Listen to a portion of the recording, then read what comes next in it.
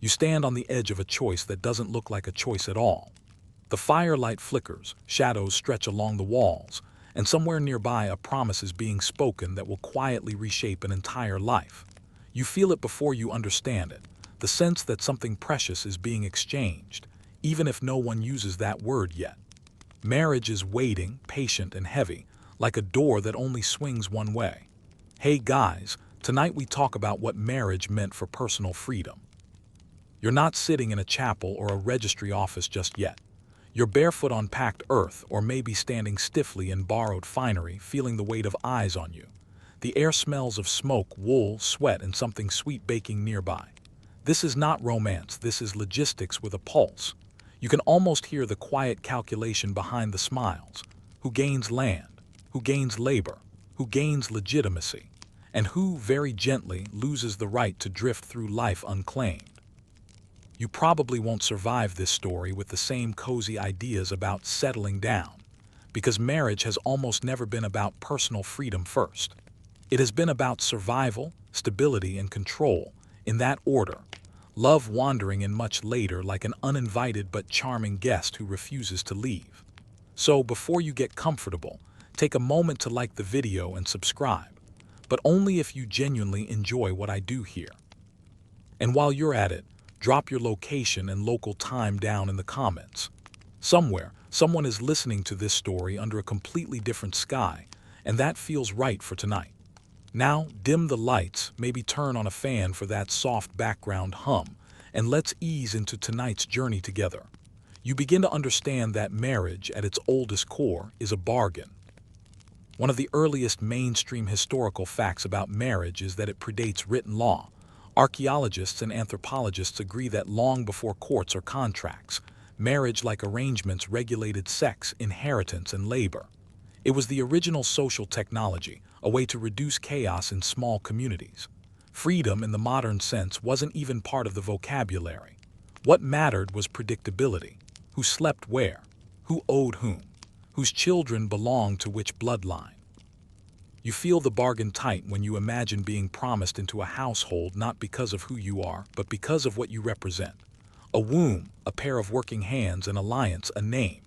Marriage here is less about two people and more about a web snapping into place.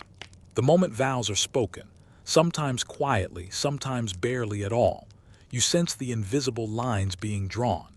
Your body, your time, your future choices now sit inside those lines. There's a quirky tidbit that always startles modern listeners. In several ancient societies, including early Rome, a marriage could be considered valid simply by living together with witnesses over time. No ceremony, no priest, no paperwork, just cohabitation that society recognized. And yet, even without ritual, the loss of personal freedom was immediate. Once recognized as married, your obligations multiplied overnight. Freedom wasn't removed with drama, it simply evaporated like mist in morning sun. Historians still argue whether early humans experienced this loss as oppression or as relief. That debate hums quietly beneath the surface of every marriage story. On one hand, marriage limited movement, sexual autonomy, and personal decision-making. On the other, it offered protection in a dangerous world. Alone, you are vulnerable. Married, you belong to a unit that feeds you when you're sick and defends you when you're threatened. Freedom shrinks, but safety expands. The question is whether people experience that trade as fair or inevitable. You trudge forward in time and the bargain hardens. As societies grow, marriage becomes formalized. Suddenly, the freedom you give up is written down, enforced, and remembered. Laws emerge that bind you not just emotionally, but legally. One mainstream historical fact that reshapes everything. In many ancient legal systems, marriage transferred authority. A woman often moved from her father's control to her husband's. A man, meanwhile, accepted responsibility for dependence and reputation. Personal freedom becomes gendered, measured differently for each body involved. And here's where it gets quietly uncomfortable. You realize that marriage doesn't just restrict actions, it reshapes identity. You are no longer simply you. You are someone's spouse, someone's responsibility, someone's asset. Even your name may change, dissolving a piece of your old self into the household you've entered. That's not poetic metaphor, it's literal history. Names, titles, and legal identities frequently shifted upon marriage, especially for women. There's an oddly human detail that survives in records from medieval and ancient Europe. People sometimes ran away right before their wedding day. Not always for love, sometimes just to avoid the loss of autonomy. These disappearances were rare enough to be noted but common enough to be expected. Communities understood that marriage closed doors. Not everyone wanted them closed. You sit with that knowledge as the night deepens. Marriage isn't yet a romantic prison or a fairy tale rescue. It's a framework, heavy and practical. You feel how personal freedom is not crushed all at once but compressed, like air slowly pushed out of a room. You can still breathe. You can still move. But everything now has a consequence that didn't exist before. Another mainstream fact slides into place. Historically, marriage was one of the primary ways societies controlled sexuality. Sex outside marriage threatened inheritance systems, so freedom over your own body was tightly policed once you were wed. Desire became regulated. Fidelity wasn't just moral, it was economic. The fear wasn't heartbreak, it was confusion over heirs. Yet there's a strange comfort here too, and you'd be lying if you didn't feel it. Marriage gave people a script. In a world with few choices, knowing what came next could feel like freedom of a different kind. The freedom from constant uncertainty. Wake, work, eat, reproduce, age. Predictability can be soothing when survival is the daily challenge. Historians still argue whether people internalized these expectations willingly or whether compliance was enforced primarily through shame and punishment. Likely it was both. Social pressure is efficient that way. You don't need chains when everyone around you nods approvingly at your cage. You pause on a small but revealing detail. Wedding rituals often included public witnesses not just to celebrate but to monitor. Marriage wasn't private. It was a community event precisely because it needed enforcement. Once everyone saw you married, everyone could hold you to it. Freedom thrives in privacy. Marriage thrived in spectacle. And yes, here's one of those moments where gentle sarcasm sneaks in. If you think your modern relatives are invasive about your relationship, imagine living in a village where everyone knew exactly when your marriage bed should be occupied. Sleep tight with that thought. As this first bargain settles, you sense the through line that will carry you forward. Marriage begins not as love, but as architecture. A structure built to hold families, property, and social order in place. Personal freedom is not destroyed, it is repurposed. You are free to be a spouse, free to fulfill a role, free within very clear boundaries. You end this stretch of the journey understanding one essential truth. Marriage didn't steal freedom out of cruelty, it traded it. And trades, once accepted, echo for centuries. The firelight dims, the voices fade. You step forward, carrying the weight of that first bargain into everything that follows. You keep walking, and the ground beneath your feet changes. Where there was once only earth and firelight, there are now boundary stones, fences, ledgers, and locked chests. Marriage has learned a new language, and it speaks in property lines and bloodlines. Freedom doesn't disappear here. It is measured, weighed, and assigned a value. You feel it most sharply when land enters the conversation. One mainstream historical fact anchors this section firmly. In agrarian societies, marriage became the primary tool for controlling property transmission. Land didn't simply belong to individuals. It belonged to families across generations. Marriage was the glue that ensured fields didn't fracture into chaos. When you marry, you don't just join a person. You merge estates, labor pools, and future claims. Personal freedom bends under the weight of soil and inheritance. You imagine yourself standing beside a field that your family has worked for decades. Marriage determines whether you stay on that land or leave it forever. If you're a daughter, you may be sent away with a dowry, portable wealth meant to compensate the household that absorbs you.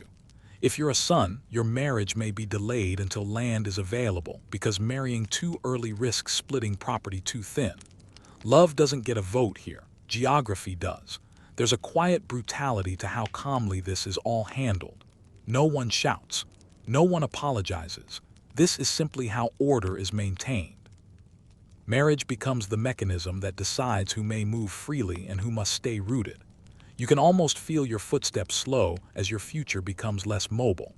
A quirky tidbit surfaces from medieval Europe. Marriage contracts sometimes specified exactly how many animals, tools, or even bedsheets would transfer between households. Not metaphorical assets, literal goats, literal linens. Imagine signing away a piece of your autonomy alongside 3 sheep and a copper pot. It's oddly intimate and deeply transactional at the same time. Freedom here is itemized. Bloodlines tighten the grip even further. Once inheritance matters, sexuality becomes surveillance-worthy. Marriage isn't just about who you love, it's about who your children will legally belong to. Your body becomes a gatekeeper for legitimacy. If you step outside that gate, the entire system trembles. That's why married freedom is monitored differently than unmarried freedom. You are no longer just an individual making choices. You are a conduit for lineage. Historians still argue whether this emphasis on blood purity was driven more by economic anxiety or by cultural obsession with honor. Some say land scarcity forced strict controls. Others argue that honor cultures amplified the fear of wrong blood. Either way, the result is the same. Marriage narrows your personal freedom to protect an abstract future you may never live to see. You feel this narrowing most acutely if you imagine yourself as a woman in these systems. Marriage doesn't just restrict movement, it often erases legal voice. In many societies, once married, you cannot independently own property or represent yourself in court. Your freedom doesn't vanish in a dramatic moment. It dissolves into your husband's legal shadow. You still exist, but institutionally you are quieter. And yet, and this is where history refuses to be simple, some women maneuvered within these constraints with remarkable skill. A fringe but fascinating tidbit: medieval widows were often among the most economically independent people of their time. Once the marriage bond was severed by death, some women regained control over property and contracts. It's a dark irony that freedom sometimes arrived only after marriage ended. You can almost hear the system creak under its own contradictions. Men, too, feel the tightening net. Marriage binds them to productivity and defense. A married man who fails to provide risks public shame. His freedom to wander, to experiment, to be reckless shrinks dramatically. Marriage transforms him into a representative of household stability. You sense the pressure settling on his shoulders like an invisible yoke. Freedom here is exchanged for respectability. Property demands predictability, and predictability hates personal whim. Once you're married, impulsive choices ripple outward. Sell land without permission, betrayal, leave town, abandonment, even silence can be suspicious. The community watches because the community depends on your stability. Marriage becomes a surveillance system powered by shared interest. You pause on a detail that feels oddly modern: prenuptial agreements. Long before celebrities and lawyers, marriage contracts spelled out obligations in precise terms. Who inherits what? What happens if there are no children? Which family reclaims property if a spouse dies? Romance may be absent, but clarity reigns. Freedom is not assumed. It is negotiated, usually by people other than you. Historians still argue whether individuals internalize these roles as natural or whether quiet resentment simmered beneath daily compliance. Diaries where they survive suggest both.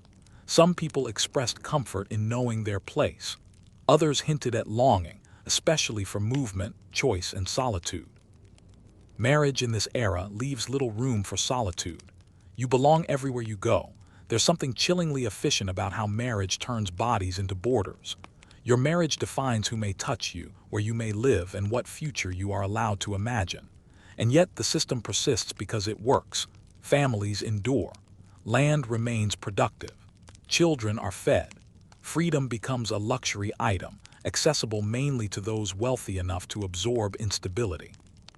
And let's be honest, here's your gentle joke for the night. Modern paperwork feels annoying until you realize medieval marriage contracts sometimes involved witnesses who couldn't read but remembered everything. Forget a clause, and suddenly your cousin is reminding you that technically, that cow is not yours. As you move forward, you realize something unsettling. Marriage doesn't just reflect power structures, it actively builds them. Control over marriage equals control over society. Decide who can marry whom, and you decide who gets land, legitimacy, and security.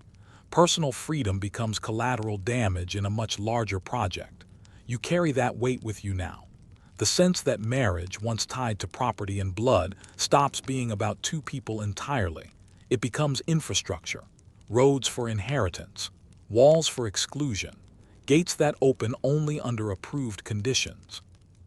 And still, people step through those gates willingly, or at least without open rebellion, because outside them lies uncertainty, hunger, isolation, danger. Marriage promises safety, even as it redraws the map of your freedom. You walk on, knowing that the grip will change shape again. Property will give way to affection. Control will dress itself in gentler language.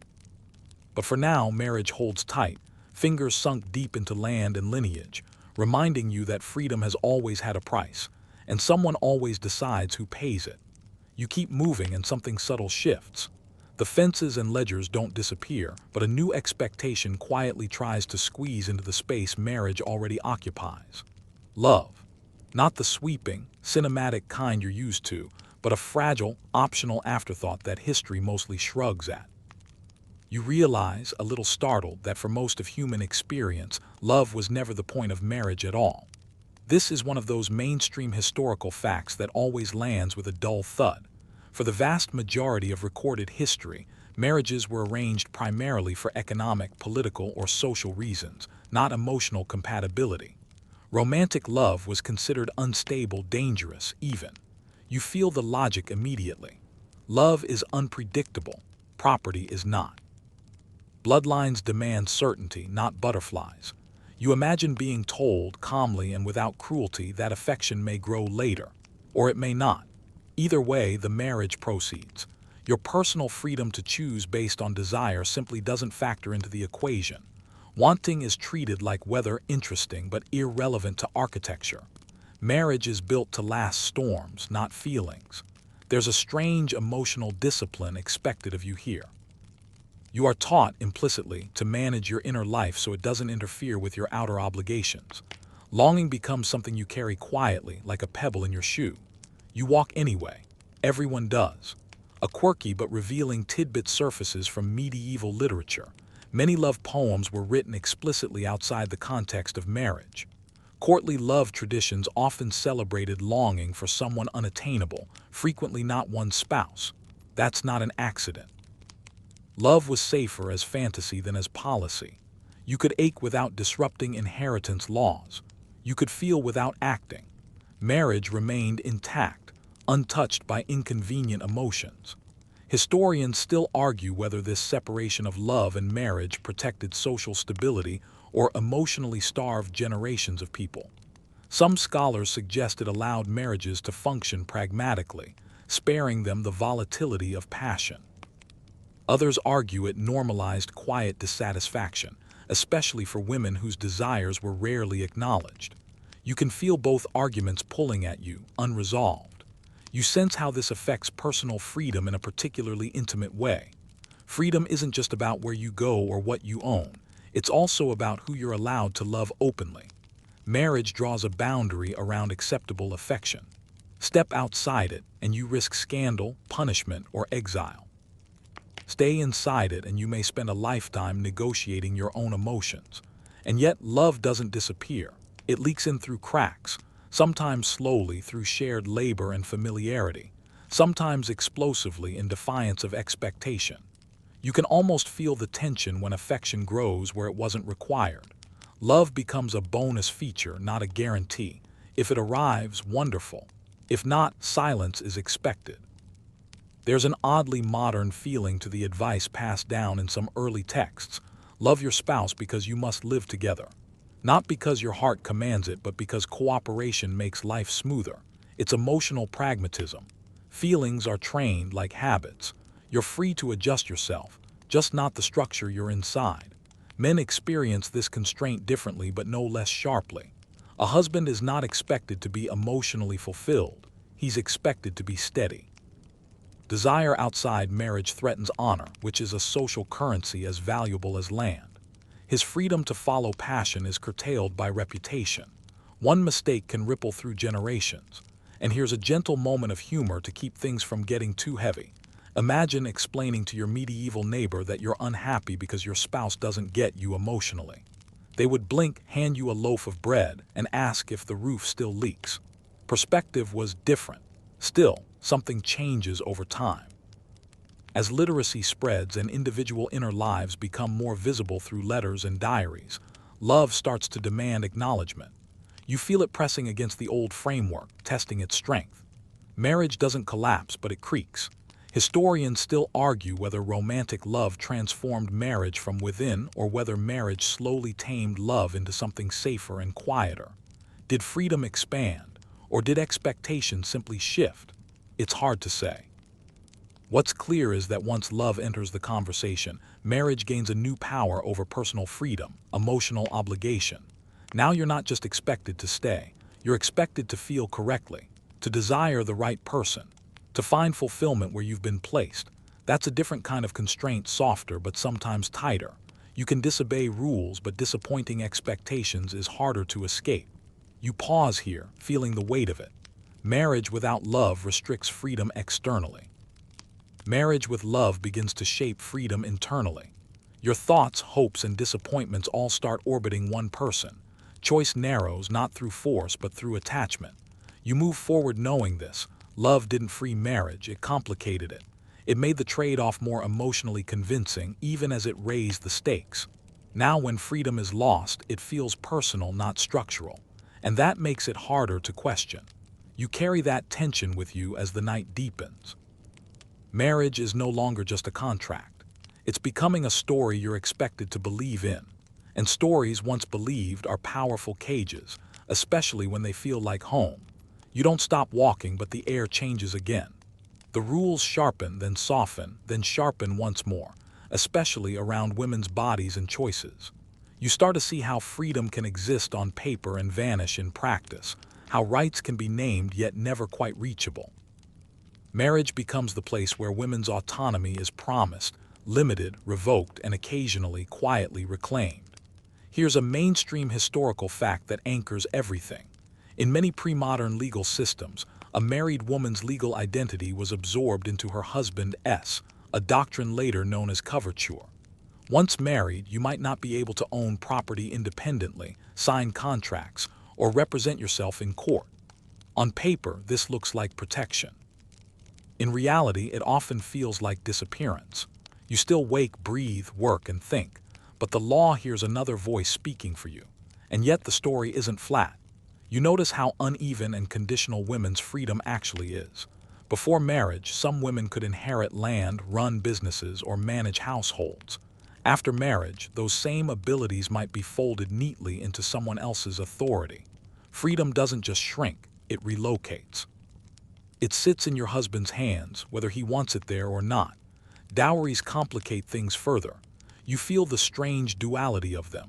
On one hand, a dowry can provide security, a financial cushion meant to support you if things go wrong. On the other, it can turn marriage into a transaction where your value is assessed in coin, cloth, or cattle. A quirky but true tidbit. In parts of Renaissance Europe, families went into serious debt to provide competitive dowries, effectively buying social survival for their daughters.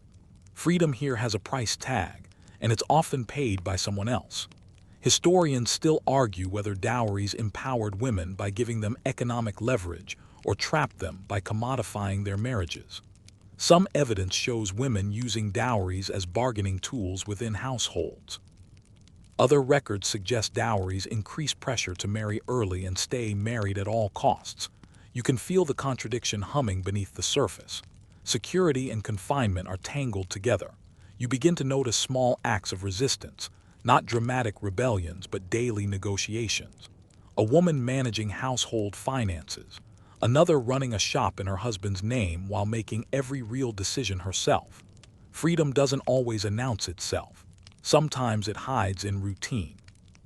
Sometimes it survives because no one bothers to look closely. Widowhood keeps reappearing like an uncomfortable footnote. Once again, marriages end through death, not choice, restores freedoms that marriage itself restricted. Widows could sue, trade, inherit, and travel with fewer barriers. It's a quiet reminder that the institution, not the woman, was the constraint. You sense how bitterly ironic this must have felt. Safety within marriage, autonomy after it.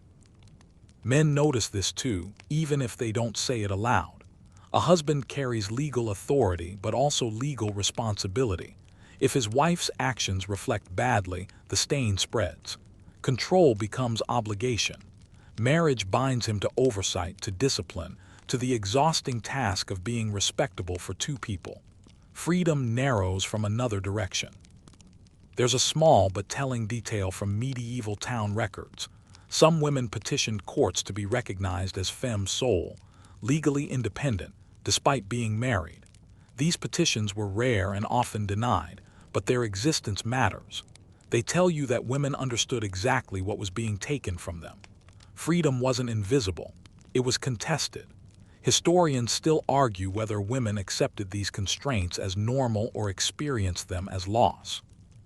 The truth likely shifts by individual and circumstance.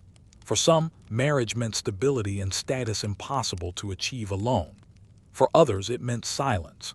You feel how dangerous it is to flatten either experience into a single narrative. And yes, here's your soft joke for the night. Imagine being legally invisible but still expected to remember everyone's birthday, manage the pantry, and keep the household running. History may forget women, but households absolutely did not. You start to understand how marriage trained women to express freedom indirectly, through influence rather than authority, through persuasion rather than command. These skills weren't accidental, they were survival strategies. Personal freedom didn't disappear, it adapted, becoming quieter, more strategic, sometimes exhausting. But adaptation has a cost. When freedom must be hidden, it's fragile. It depends on goodwill, personality, circumstance. A kind husband expands your world. A cruel one shrinks it. Marriage turns personal freedom into a gamble, unevenly distributed and rarely guaranteed. As the night deepens, you sit with that imbalance. Marriage promises women protection, purpose, belonging. It delivers those things sometimes. But it also demands surrender, patience, and self-erasure. Freedom exists, but it's conditional, revocable, and often unnamed. You walk on knowing this tension will echo forward. The rules will change. Laws will bend. But the central question will remain stubbornly alive. How much freedom can a person afford to give up in exchange for safety? And who gets to decide when the trade is worth it? You keep going, and for the first time, the spotlight shifts fully onto men, not as default beneficiaries of marriage, but as people shaped and constrained by it in their own specific ways. The old assumption that marriage only limited women begins to soften. You start to see the invisible lines tightening around husbands too, lines drawn by expectation, honor, and relentless responsibility. A mainstream historical fact grounds this shift. In most traditional societies, marriage marked the moment a man was considered fully adult. Before marriage, he might drift, travel, fight, apprentice, or experiment. After marriage, his freedom collapsed inward. He was now accountable to a wife, to children, to elders, and to the community. Marriage wasn't just a personal milestone, it was a social switch flipped firmly to responsible. You feel the pressure immediately. A married man is expected to provide, not aspire to provide, not hope to provide, provide. Food, shelter, protection, status. Failure isn't private, it's visible. Hunger, debt, or disorder reflect directly on his masculinity. Freedom to fail disappears almost overnight. There's a quirky historical tidbit that humanizes this. In some medieval towns, unmarried men were taxed more heavily or excluded from certain civic privileges. Marriage wasn't just encouraged, it was enforced through policy. Society wanted men anchored, predictable, invested. A married man is easier to control. He has something to lose. Historians still argue whether this system stabilized communities or crushed individual ambition. Some evidence suggests marriage reduced violence and vagrancy. Other records hint that it trapped men in labor they despised, limiting innovation and movement. You sense the tension between order and stagnation, unresolved. Marriage also polices men's emotions. You're allowed anger but not vulnerability. Fatigue is tolerated, doubt is not. You must be steady, even when unsure. Emotional freedom shrinks as decisiveness becomes mandatory. You don't get to pause and ask who you want to be. You're already needed as who you are. Honor becomes a cage disguised as a badge. A man's reputation is now shared property. If his wife is perceived as disobedient, flirtatious, or unproductive, it reflects on him. Control becomes self-defense. You see how marriage pressures men to police others in order to protect themselves. Freedom bends into vigilance. There's a quiet sadness here that history rarely names.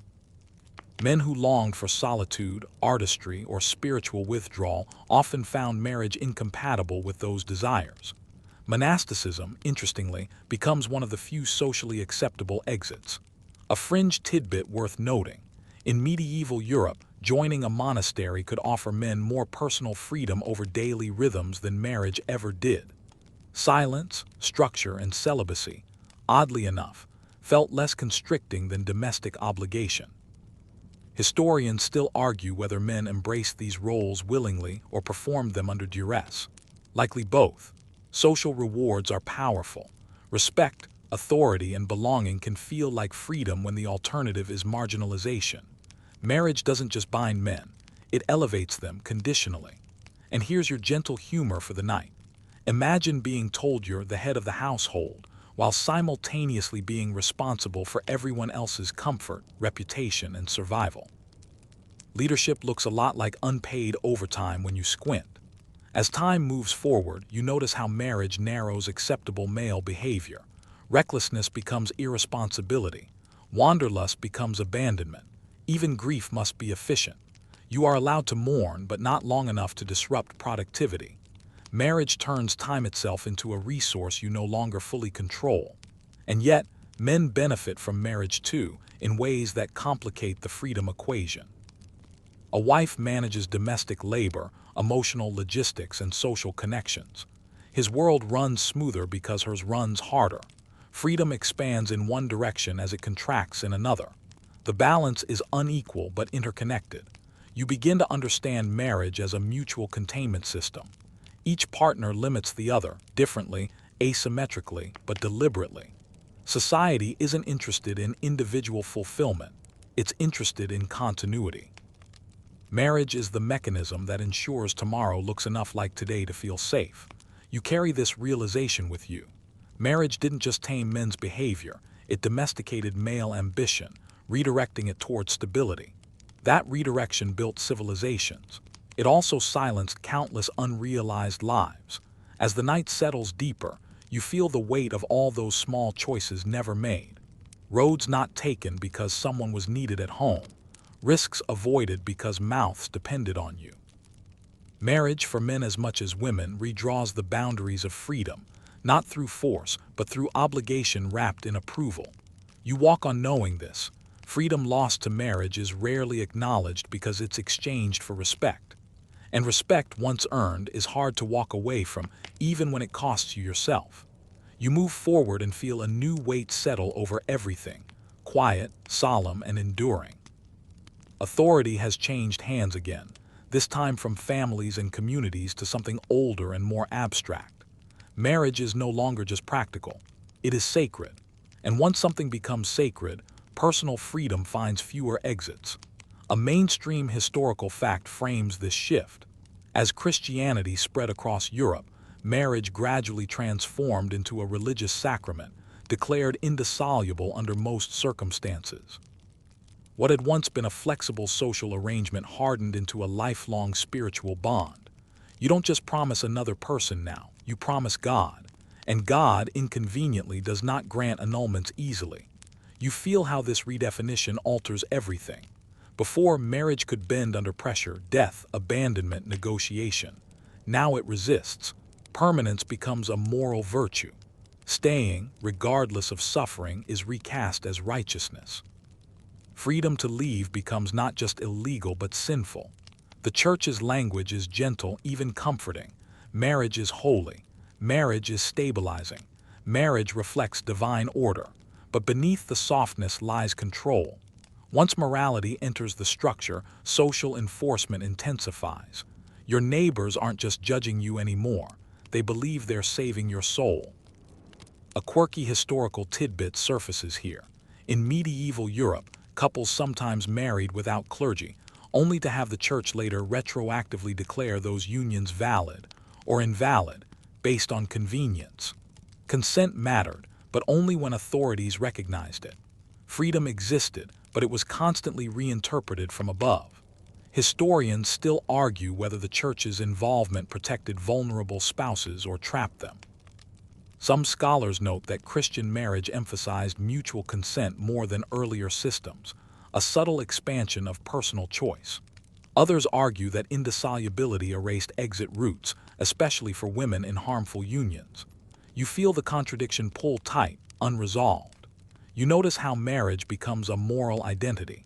To be married is to be orderly, respectable, and obedient to divine structure. To resist marriage or fail at it is to invite suspicion. Celibacy becomes acceptable only within tightly controlled religious roles. Everyone else is expected to participate. Sexual freedom shrinks further. Desire outside marriage isn't just disruptive, it's a sin. Your inner thoughts become morally regulated. Confession enters the picture. You're now expected to monitor not only actions but intentions. Freedom retreats into the mind, and even there it's policed. There's a strange irony here. The church elevates marriage spiritually, yet often reinforces strict gender hierarchies within it. Husbands lead, wives submit.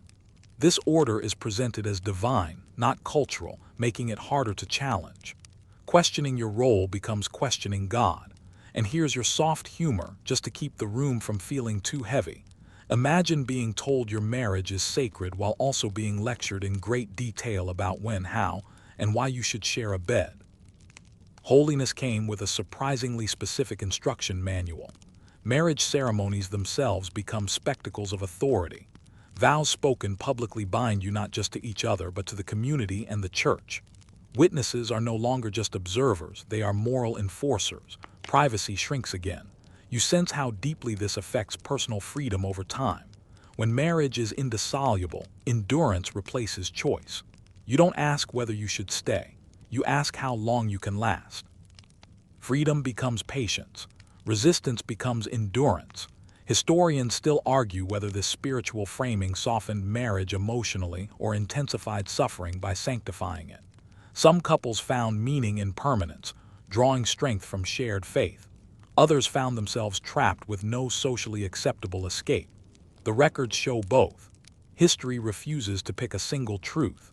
You sit with the realization that sacredness is powerful precisely because it feels meaningful.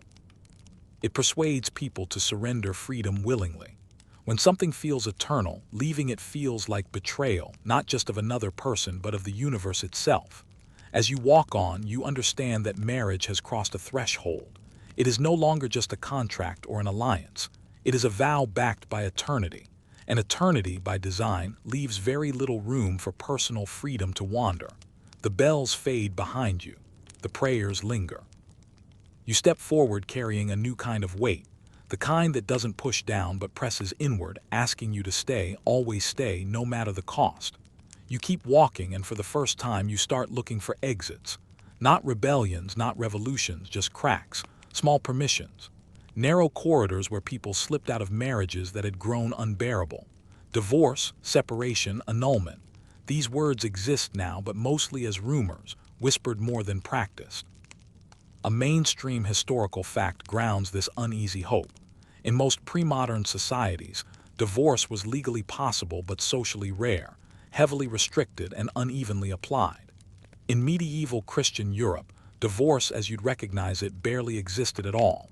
Instead, annulments were granted, usually only if the marriage could be declared invalid from the start. You weren't allowed to end a marriage. You had to prove it never truly existed.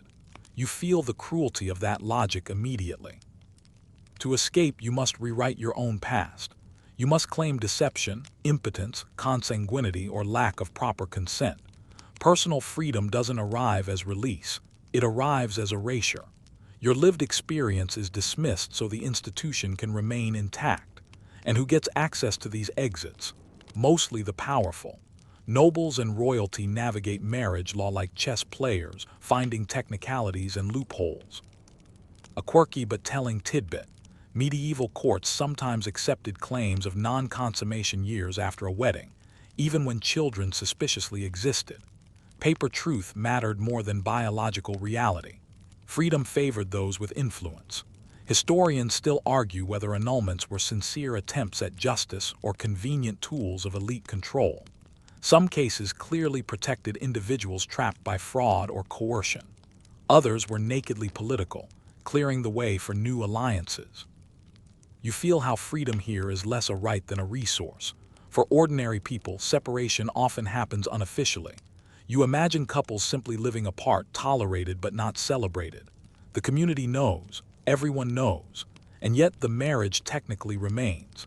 Freedom exists in practice but not in name, which means it's fragile. One complaint, one accusation, and the structure snaps back into place. Women face the steepest cliff. Leaving a marriage risks poverty, social exile, and moral condemnation.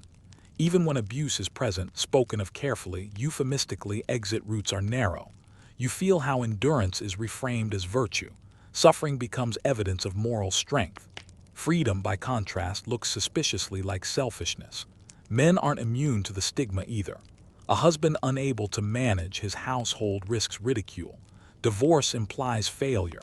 Honor erodes. So even when escape is technically possible, reputation stands guard at the door. There's a small, almost hopeful detail that flickers here.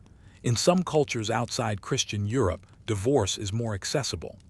Islamic law, for example, historically allowed divorce under defined conditions, though still unequal in practice. This reminds you that marriage's grip on freedom is not universal. It's cultural, constructed, adjustable. That realization matters. Historians still argue whether stricter divorce laws strengthened family stability or prolonged suffering unnecessarily. The records show quieter lives, yes, but also quieter pain. You can almost hear it between the lines of court petitions and parish records. People asking not for happiness, but for relief. Here's your gentle humor for the night, thin but necessary. Imagine needing witnesses, documentation, and divine approval just to admit that living together is making you miserable. Bureaucracy has always had impeccable timing. As time inches forward, you notice how the idea of divorce changes even when the practice doesn't. People begin to imagine marriage as something that could end, even if it usually doesn't. That thought alone alters personal freedom. Once an exit is imaginable, staying becomes a choice, even if the cost of leaving remains high. You sense the psychological shift. Marriage starts to feel less like fate and more like endurance with conditions. Not freedom exactly, but not pure captivity either, something in between. A long hallway with a door at the end you're told never to touch. You carry this uneasy awareness forward. Divorce in this era is not liberation, it is exception. It is scandal, it is privilege, but its existence plants a seed. The idea that marriage is not always eternal, that suffering is not always required. That personal freedom, though constrained, has not been fully extinguished. As the night deepens, you walk on knowing this. The dream of escape often matters as much as escape itself. And once people begin dreaming, institutions eventually have to listen, even if it takes centuries. You keep going and something unexpected happens. Without permission, without official blessing, love slips further inside marriage and refuses to leave. Not loudly, not all at once. It arrives sideways through poetry, letters, shared jokes, and long familiarity. Romance, once a threat to order, starts quietly rewriting the rules from the inside. A mainstream historical fact anchors this shift. By the late medieval and early modern periods, especially in Europe, the idea that marriage should include affection begins to spread, influenced by literature, religious reformers, and changing household structures. Love is no longer just tolerated, it's cautiously encouraged. You feel the tone change. Marriage is still a duty, but now it's also supposed to be emotionally rewarding. This sounds like freedom at first, and in some ways it is. You're allowed, sometimes even expected, to care deeply about your spouse. Emotional coldness becomes suspect. Indifference looks like failure, but with this shift comes a new constraint. You're no longer just bound by law or God, you're bound by feeling. You sense the pressure immediately. If marriage is about love, then unhappiness must be your fault. If affection fades, it's not the structure, it's you. Personal freedom narrows inward. You can't blame the system anymore. You're expected to fix your heart. A quirky but revealing tidbit: advice manuals from the 17th and 18th centuries increasingly instructed spouses on how to cultivate affection through kindness, patience, and shared prayer. Love becomes a skill, not a spark. You're free to learn it, but not free to opt out. Emotional labor quietly enters the contract. Historians still argue whether romantic love humanized marriage or simply added another layer of obligation. Some scholars suggest it softened daily life, encouraging companionship rather than hierarchy. Others argue it intensified control by tying personal identity to marital success. You feel the tension. Love comforts, but it also traps. Romance changes how freedom feels. Before, marriage restricted what you could do. Now it shapes what you're allowed to want. Your emotional landscape becomes narrower, more focused.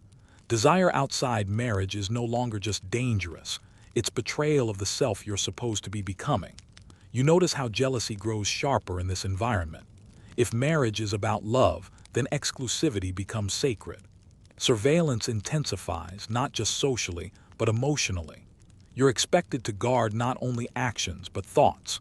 Freedom inside your own mind becomes contested territory. And here's your gentle humor, because this part needs it. Imagine being told your marriage must be both practical and passionately fulfilling, without divorce as an option. Even history would like to speak to your manager. Men and women experience this shift differently. Men are increasingly expected to be emotionally present, not just providers. Women are expected to be endlessly nurturing, emotionally available, and grateful.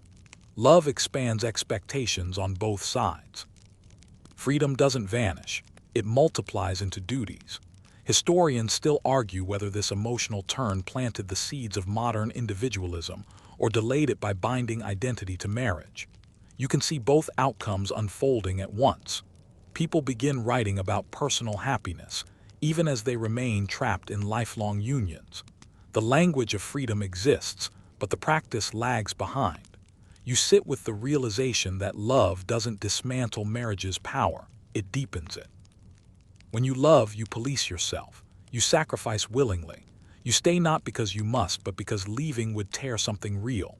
Freedom, when surrendered voluntarily, is the hardest to reclaim. As you move on, you understand this quiet truth. Romance didn't liberate marriage, it made it feel worth the cost. And that feeling, warm, convincing, deeply human, allowed marriage to tighten its hold while wearing a gentler face.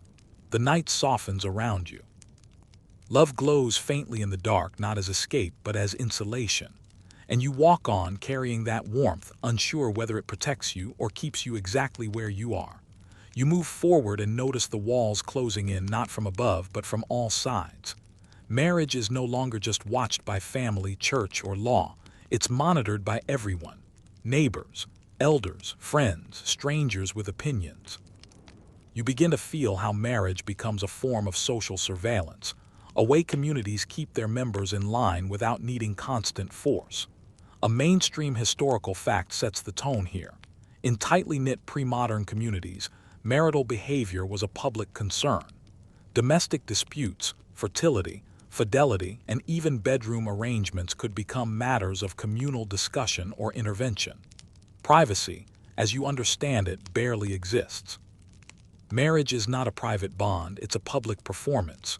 You feel this most acutely in small towns and villages. Everyone knows when you marry. Everyone notices if you don't. Everyone watches how you behave afterward. A marriage that deviates, too loud, too quiet, childless, volatile, draws attention. Freedom erodes not through law, but through gossip. There's a quirky historical tidbit that captures this perfectly. In some medieval communities, chivalry rituals involved public mockery of marriages deemed inappropriate. Older widowers remarrying domineering wives, submissive husbands. Pots were banged. Songs were sung. Humiliation was the enforcement tool.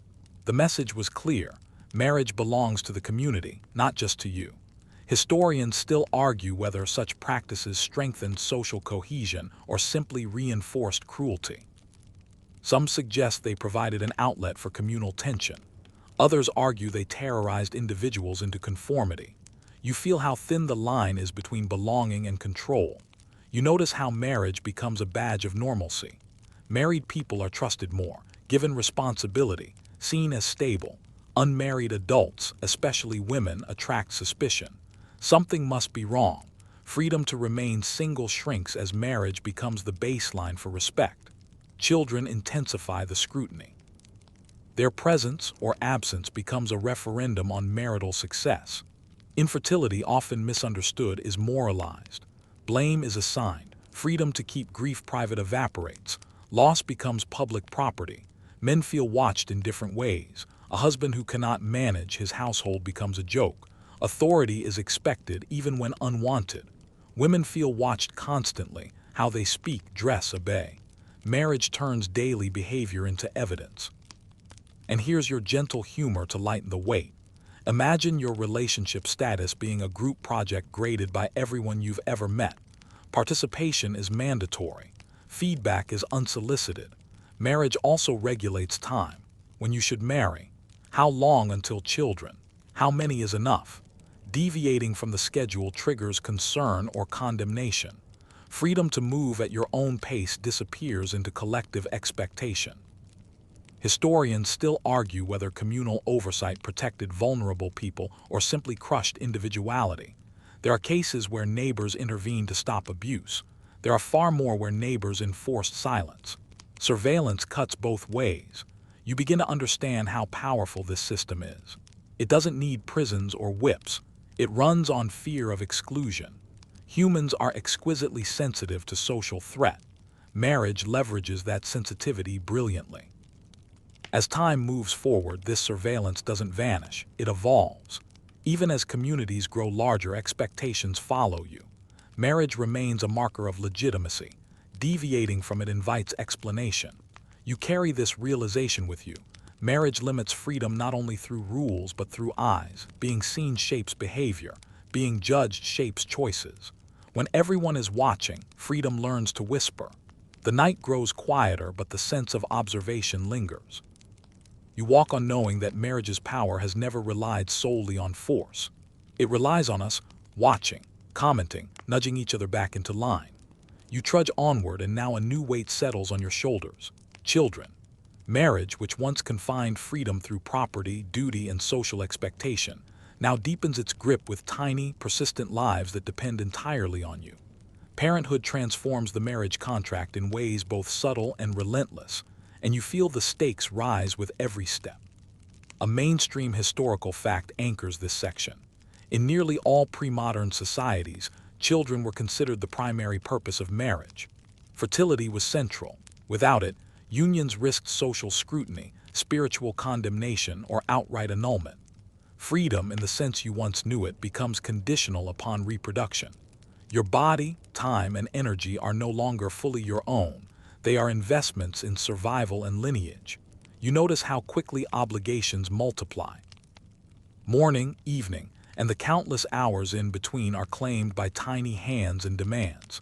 You are expected to provide not just food and shelter, but moral instruction, education, and social positioning.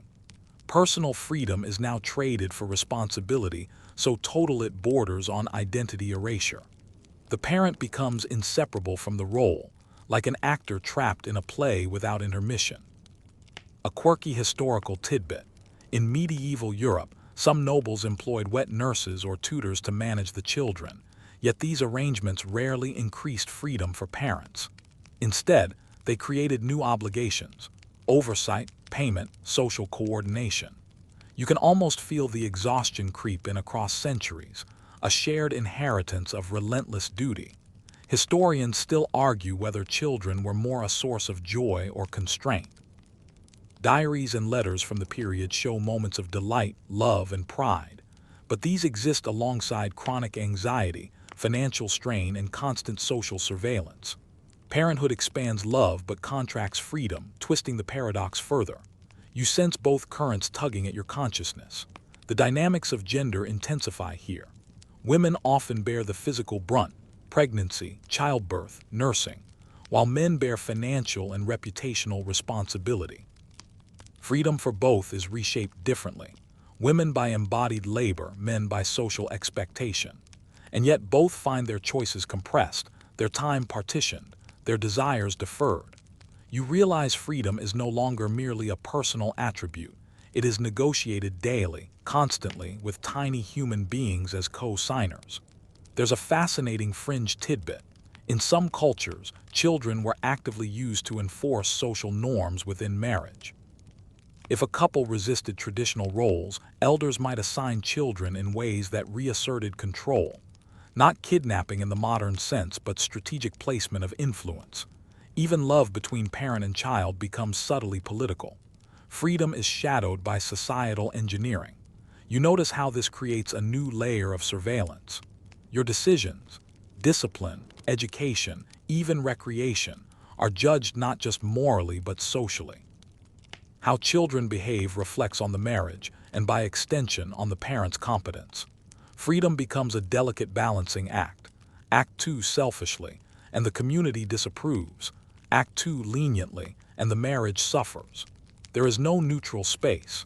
And here's your soft night humor.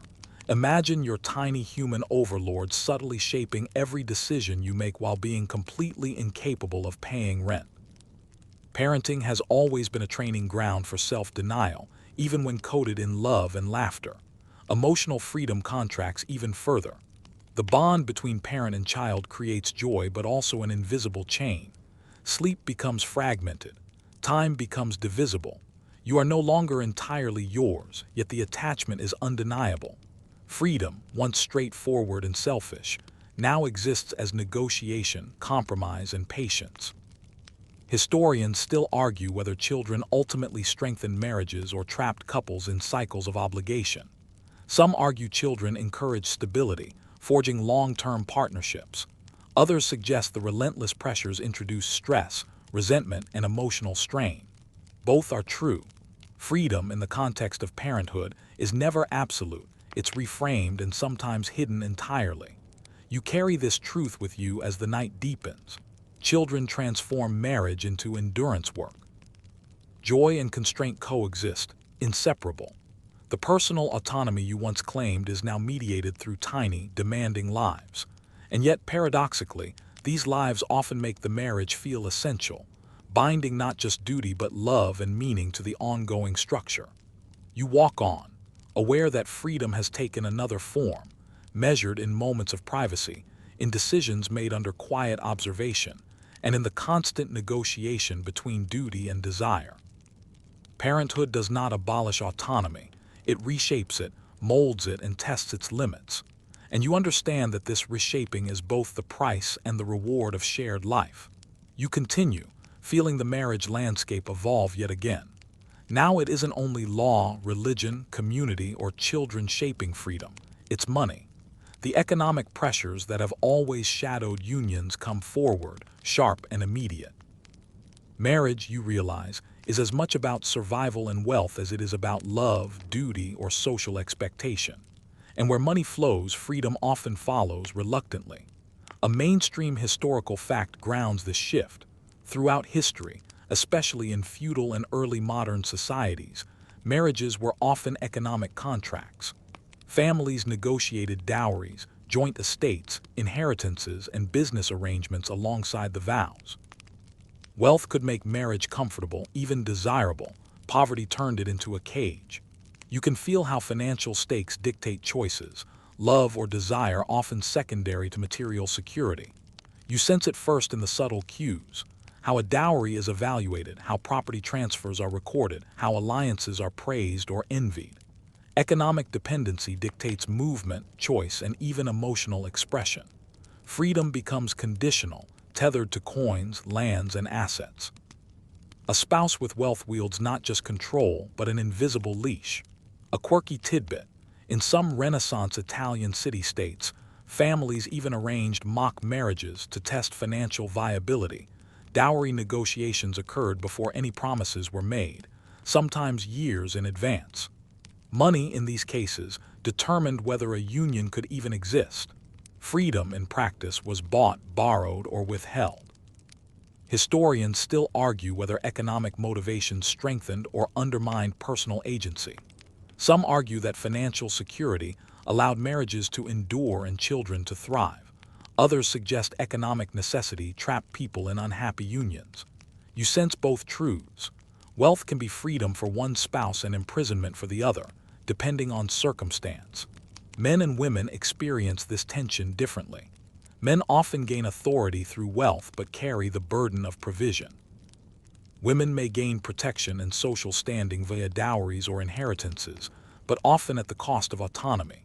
Personal freedom becomes negotiable, contingent upon money, status, and bargaining power. And here's your gentle humor. Imagine a love letter interrupted by a ledger and a cow valuation. Romantic as a spreadsheet, freedom as a line item. Money's influence on marriage has always been strangely poetic in its cruelty. You notice how economic dependence amplifies other constraints. Debt, land scarcity, or family expectations often reinforce the necessity to stay, even when affection or compatibility fails. Leaving the marriage is rarely an option unless wealth can be secured independently. Freedom is luxury, not right. Even love itself can be monetized. In some cases, spouses manipulate affection to secure financial advantage or inheritance. Trust becomes inseparable from transactions. The emotional economy overlaps the material one, tightening the grip on personal autonomy. Historians still argue whether financial pragmatism within marriage was a stabilizing force or a trap. Likely both. You feel it clearly. Freedom here is transactional, measured not by desire but by resources. Autonomy becomes something to manage, negotiate, or secretly cultivate in moments unobserved. As you walk on, you realize that wealth is an invisible architect of marriage. It molds daily life, expectations, and possibilities. Freedom is no longer merely about law, morality, or emotion. It is also about currency. And when money enters the mix, the stakes of every decision grow heavier and the illusion of choice thinner. You carry this realization quietly. Economic dependence has always been a subtle jailer, shaping marriage and constraining autonomy even when nothing else appears to. Freedom is present only when you can afford it, sometimes in secret, sometimes fleetingly, always fragile. You keep walking, and now the focus shifts to society's evolving expectations. Marriage is no longer only about law, religion, children, or money. It's about reputation, status, and public perception. Freedom is measured not just by what you can do, but by what society allows you to appear to do. Every step, every choice becomes a reflection of honor and prestige. A mainstream historical fact anchors this. In early modern Europe, social class determined both the opportunities and constraints within marriage. Noble families arranged unions to consolidate power, merchants married strategically to expand trade networks, and even peasants often sought matches that enhanced security or social standing. Marriage at every level was public theater. Freedom, private desire, and whim were often secondary to performance. You sense the invisible lines tightening. Your freedom is just your own. It is under constant evaluation. How you dress, speak, and interact with your spouse sends signals to neighbors, colleagues, and relatives. Small failures, unnoticed by you, can ripple outward, altering social standing for generations. You begin to feel freedom as a delicate negotiation between self and society. A quirky historical tidbit illustrates this vividly. In 18th century England, a husband's failure to attend the right social events with his wife could spark gossip, rumors, and sometimes lasting scandal. Even minor deviations from social expectations could threaten credibility and economic alliances. Marriage becomes a lifelong performance with strict, often invisible, rules. Historians still argue whether these social pressures stabilized communities or stifled individuality. On one hand, strict expectations ensured predictable alliances, cooperation, and social order. On the other, they limited experimentation, mobility, and personal expression. Freedom exists only in spaces carefully sanctioned by communal norms. Gendered dynamics make the pressure even sharper. Women are judged on appearance, comportment, and fertility, while men are evaluated on provision, authority, and honor. Each partner's autonomy is bound by the other's obligations, making personal choice dependent not just on law or wealth, but on how well you perform socially. And here's a subtle, wry observation. Imagine trying to be authentic when your wardrobe, accent, and conversational choices are scrutinized like a board meeting presentation. Social freedom is, in many ways, a constant dress rehearsal. You notice the psychological impact immediately. When external validation dictates success, internal desires are quietly suppressed. Marriage becomes less about mutual care and more about outward conformity. Freedom shrinks, not through force but through expectation. The mind becomes a battleground where personal wants clash with social duties. This pressure intensifies with children. Offspring become symbols of familial honor. Their achievements, failures, and behavior are interpreted as reflections of marital competence. Freedom is further mediated through the lens of how well the family appears to society. Autonomy is constantly contingent. Historians still debate whether this surveillance function of social expectation ultimately protected families or imposed unnecessary suffering. Evidence shows both. Communities intervened to prevent abuse, but they also amplified shame and constrained expression. The social gaze becomes a subtle but relentless enforcer. As you walk on, you realize that marriage operates on multiple levels simultaneously: personal, financial, religious, and now social. Each layer limits freedom differently, but together they create a dense lattice. Escape isn't impossible, but autonomy is constantly negotiated, earned, and cautiously exercised. You carry this weight with you, knowing that reputation and expectation can imprison as tightly as chains.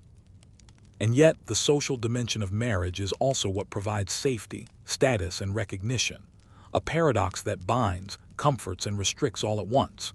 You keep moving, and now the subtle tension of marriage begins to converge with changing cultural ideas about personal identity. Freedom is no longer just about law, money, children, or society. It is also about selfhood. You start to sense how marriage shapes not just your actions, but the very person you are expected to become. A mainstream historical fact frames this moment.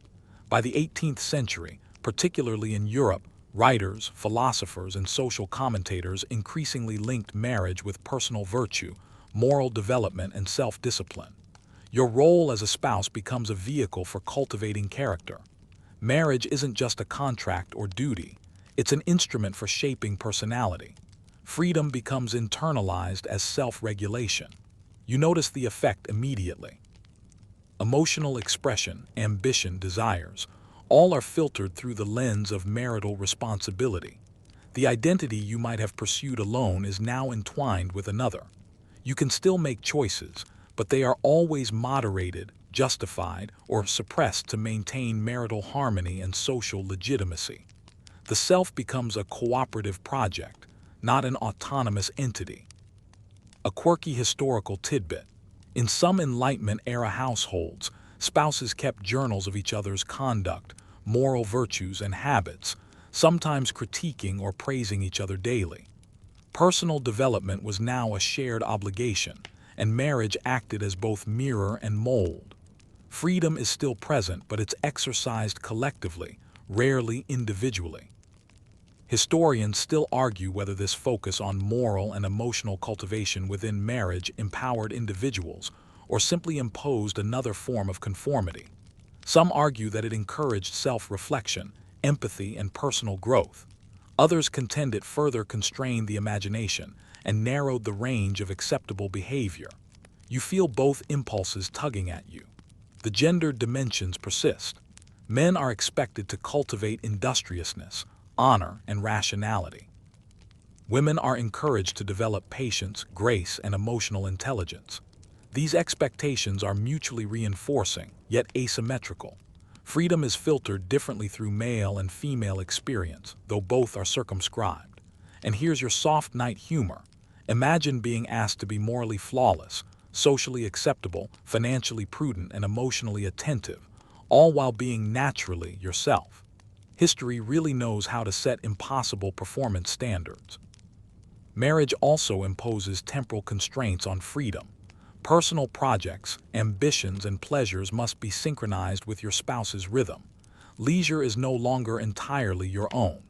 Even solitude is negotiated, because absence or self-interest could be interpreted as neglect.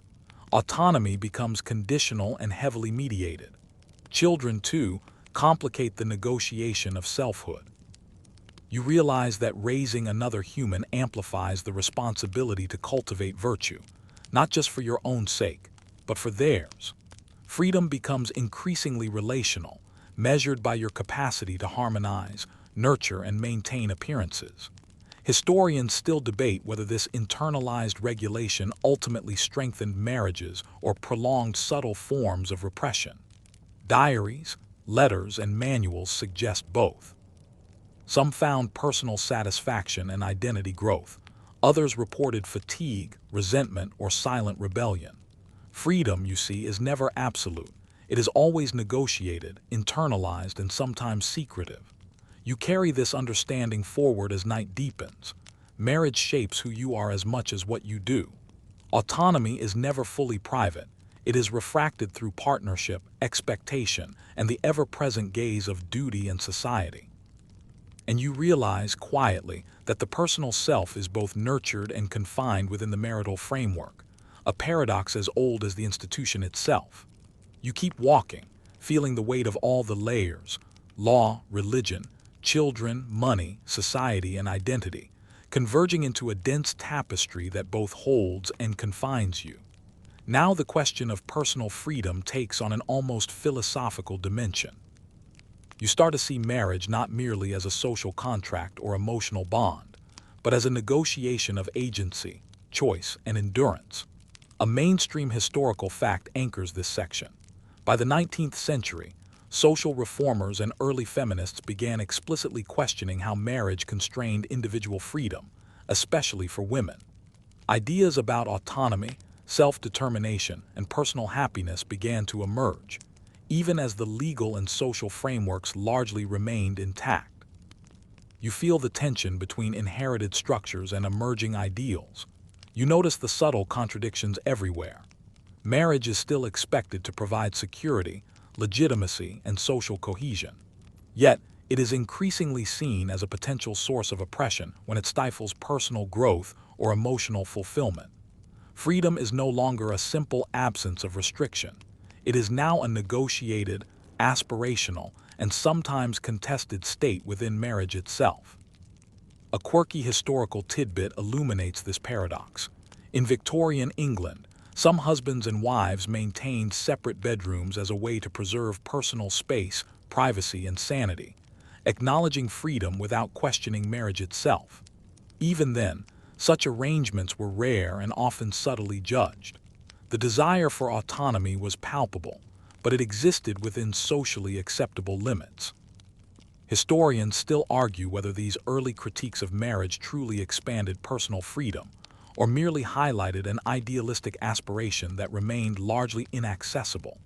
Some point to gradual reforms in property rights, education, and divorce law as evidence of slow liberation. Others emphasize that entrenched social norms continued to restrict choice and agency, especially for women. You feel the ambivalence pressing in, neither entirely liberating nor fully oppressive. The economic and social stakes continue to shape this evolution. Access to independent income, education, and legal rights increasingly determines how much freedom a person can exercise within marriage. Wealth, social status, and familial support expand possibilities. Poverty, marginalization, and isolation shrink them. Freedom is no longer universal. It is stratified, contingent, and context-dependent. And here's your gentle humor. Imagine being told marriage should make you happy, morally upright, and socially admired, while simultaneously reminding you that your autonomy is negotiable depending on how much money and status you have. History has always had a flair for irony. The pressure to conform persists, but subtle forms of resistance emerge. Intellectual salons, travel, artistic pursuits, and private correspondence offer avenues for autonomy that coexist with marital obligations. Freedom is not absent. It is carefully cultivated, often in quiet, invisible ways. You sense how ingenuity becomes a form of liberation within constraint. Children, love, and duty continue to intersect. Parenthood, once a simple measure of obligation, is now framed in terms of emotional and moral development. The stakes of freedom expand further. It is not just your own autonomy at risk, but the cultivation of a household that aligns with both personal ideals and societal expectations. The negotiation becomes complex, delicate, and ongoing. Historians still debate whether these evolving perceptions fundamentally transformed marriage or merely reframed its restrictions in gentler language. Diaries, letters, and memoirs suggest both. People increasingly imagined marriage as a site of negotiation, aspiration, and compromise, even when structural constraints remained formidable. As you walk on, the realization settles in. Marriage is neither total imprisonment nor full liberation. Freedom exists in shades, layers, and degrees.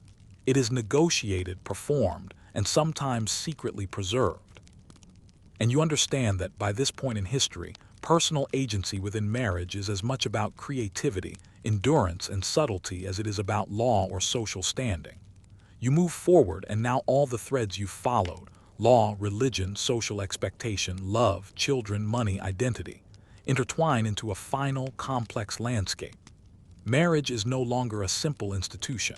It is a lived reality, a negotiation, a practice, and a performance. Freedom, by this point, is understood less as total autonomy and more as subtle negotiation, creative compromise, and occasional rebellion within constraints. A mainstream historical fact frames this evolution. By the late 19th and early 20th centuries, legal reforms in many Western countries began slowly expanding the rights of women in marriage, including property ownership, access to divorce, and limited legal recognition as individuals rather than extensions of their husbands. You can see the structural acknowledgement that personal freedom matters, even if equality remains incomplete. Yet freedom remains uneven. You feel it in daily life. The choices you make, the compromises you accept, the silent negotiations you conduct to maintain peace, sanity, or dignity. Marriage is both sanctuary and cage, providing security while constraining options. Freedom exists, but it is subtle, negotiated, and highly contextual. A quirky historical tidbit illustrates this subtle autonomy. In some households, couples adopted private signals or coded letters to communicate desires and dissent without disturbing the public performance of harmony. Even in constrained marriages, ingenuity allowed small spaces of personal agency. Freedom, in practice, is often invisible, private, and carefully protected. Historians still argue whether these incremental reforms truly transformed personal freedom or simply offered limited relief within a largely unchanged structure. Some suggest that legal recognition empowered many to escape harmful marriages. Others argue that social and cultural pressures continued to shape behavior, often more powerfully than law. You sense that both perspectives are true simultaneously. The negotiation of freedom continues across gender lines. Women gain rights slowly but unevenly. Men continue to balance duty, expectation, and social performance. Both experience constraints, albeit differently. Mutual negotiation, influence, and compromise become essential strategies to preserve autonomy within marriage. And here's your gentle humor for the night. Imagine trying to carve out private freedom in a marriage that's legally recognizing you as a person for the first time ever. Better late than never, but still a steep learning curve. Marriage now encompasses layers of emotional, social, economic, and legal realities that overlap and sometimes conflict. Freedom is not abolished, it is recalibrated. You learn to navigate obligations creatively, seize moments of autonomy, and negotiate with partners, children, and society. The art of marriage, you realize, is learning how to exercise agency without destroying the structure that sustains life, love, and stability. Historians still debate the overall trajectory. Did incremental reforms and changing social norms genuinely expand freedom, or did they merely reframe long-standing obligations in palatable language? Diaries, legal records, and personal letters suggest both. Individuals cultivated autonomy within constraints, adapting strategies to their unique circumstances. Personal freedom became an ongoing negotiation rather than a fixed state. You feel the paradox settle around you. Marriage constrains, but it also enables. It limits, but it provides. It demands, but it nurtures. Freedom exists within marriage, but it is not absolute. It is layered, conditional, and ever-present in moments of quiet resistance, private reflection, and subtle assertion. You realize that personal agency, when exercised within marriage, requires ingenuity, patience, and courage. As you trudge through this final stretch, the landscape of marriage, once rigid and imposing, now appears more flexible, nuanced, and human. Freedom is never total, but it is always possible. The negotiation continues quietly and persistently in households, hearts, and minds across centuries. And in that subtle persistence, you find a measure of hope. Now, as the night wraps around you like a soft blanket, take a moment to breathe. Every thread we've followed, laws, obligations, children, love, money, identity, slows its rhythm, easing into silence. Imagine the quiet of a household after a day of care and negotiation, the small sighs of relief as lamps dim and tasks are done. Marriage, with all its constraints, has been a journey of persistence, endurance, and subtle adaptation, and you can let its weight settle gently beside you. Feel the patterns of history soften, the rigid structures melt, and the layers of social expectation fade into a calm awareness.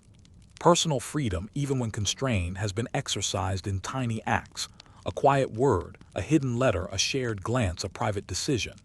These moments linger as proof that agency persists even in systems that demand compromise. You may picture the long line of people across centuries, negotiating, bending, adjusting, loving, and enduring within marriages. Their choices, small and large, ripple across time. Freedom is not always dramatic. Sometimes it is subtle. Sometimes it is private. Sometimes it is simply the ability to breathe and make one small decision without fear or punishment.